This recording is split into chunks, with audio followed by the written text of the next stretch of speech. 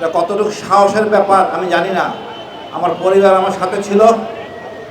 এই ফ্যাসিস্ট হাসিনার বাহিনী, গোয়েন্দা বলেন, পুলিশ বলেন, এদের ভয় উপেক্ষা করে জাতির সামনে আমি আয়নাঘরটা প্রতিষ্ঠিত করি। গুগল আর্থ থেকে সম্পূর্ণ আইডেন্টিফাই করে সরজীবনে যাচাই করে উপস্থাপন করি। আমি গর্বিত এবং মহানার কাছে শুকরিয়া যে আমাদের প্রধান উপদেষ্টা ওই আয়নাঘর পরিদর্শন করেছেন এবং এটা প্রতিষ্ঠিত হয়েছে।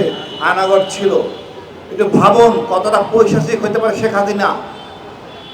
আমাদের কণ্ঠরোধ করার জন্য, ক্ষমতা দীর্ঘায়িত করার জন্য যে কেউকে যত বড় ক্ষমতার অধিকারী হোক তাকে বন্দি করে রাখা হতো। কত লোক বন্দী ছিল আমরা জানি না, কত লোক মারা গেছে আমরা জানি না, সত্যিকারের তথ্য আমরা জানি না। আমরা শুধু এটাই চাই, ন্যায় বিচার এবং দৃষ্টান্তমূলক শাস্তি, যাতে ভবিষ্যতে আর ফ্যাসিবাদের সৃষ্টি না হয়। আমরা আর ভারতের গোলামি করব না। আমাদের যা আছে তা দিয়ে আমরা চলবো। দরকার হলে পেঁয়াজ কম খাবো, ভারতের পেঁয়াজ খাবো না। আমার যা আছে তা নিয়ে চলবো।